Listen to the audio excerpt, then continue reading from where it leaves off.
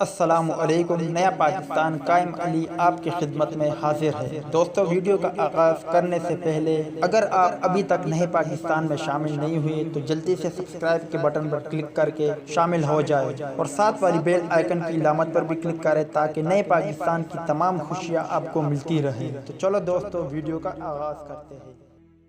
اظہر محمود بدستور عامر کے ناقص اسکیل اور فٹنس مسائل پر 5 برس کی کرکٹ سے دوری اور ڈراپ کیچز کا پردہ ڈالنے کی کوشش کر رہے ہیں۔ فکسنگ میں جیل کی ہوا کھانے والے پیسر کو دوبارہ انٹرنیشنل کرکٹ میں آئے ہوئے 3 برس ہونے والے ہیں۔ بولنگ کوچ نے کہا کہ دورہ آئرلینڈ اور انگلینڈ کے دوران محمد عامر کچھ فٹنس مسائل کا شکار ہوئے، مگر ہمارے فزیو کی کوشش سے کافی بہتر ہو چکے ہیں۔ وہ اسی وجہ سے تینوں ٹیسٹ کھیلنے کے قابل ہو گئے ہیں، مگر انہیں بدستور اپنی فٹنس بنانے کی ضرورت ہے۔ ہمیں یہ بھی یاد رکھنا چاہیے کہ وہ 5 برس کی غیر حاضری کے بعد انٹرنیشنل کرکٹ میں واپس آئے ہیں۔ ہم سب محمد عامر کی فٹنس بہتر بنانے کے لیے کوشاں ہیں۔ اظہر محمود نے کہا کہ اس بات میں کوئی شک نہیں کہ پیسر کافی باصلاحیت ہے، مگر انہیں نئی گیند کے ساتھ کچھ زیادہ اسٹرائک کی ضرورت ہے۔ بدقسمتی سے ان کی بولنگ پر کچھ کیچز بھی ڈراپ ہوئے۔ چاہتے ہیں کہ اننگ کے آغاز پر کچھ زیادہ مؤثر ثابت ہو۔ اگر وہ نئی گیند کے ساتھ مستقل مزاجی سے اسٹرائک کرتے رہے تو دوسرے بالر پر دباؤ کم ہوگا اور وہ زیادہ اچھا پرفارم کریں گے۔ اظہر محمود نے کہا کہ عامر کی کلائی پوزیشن میں کچھ مسئلہ ہے جس کو ہم دور کرنے کی کوشش کر رہے ہیں۔ امید ہے کہ اس 1 ماہ کے وقفے سے وہ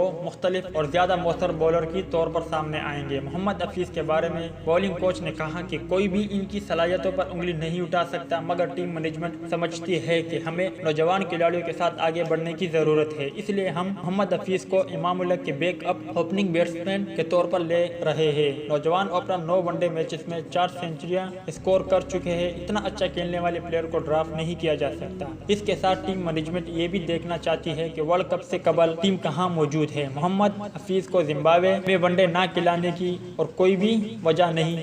تو دوستو، امید کرتا ہوں آپ کو ویڈیو پسند آئی ہوگی، تو لائک کریں، شیئر کریں، سبسکرائب کریں اور بیل آئیکن پر ضرور کلک کریں۔ میری دعا ہے کہ اللہ تعالیٰ آپ کو، آپ کے گھر والوں کو، آپ کے دوست احباب اور رشتہ داروں کو سدا سلامت رکھے، اور اللہ تعالیٰ سے دعا ہے کہ غم آپ کے قریب بھی نہ آئے اور خوشی کے بارش آپ پر ہمیشہ برسے۔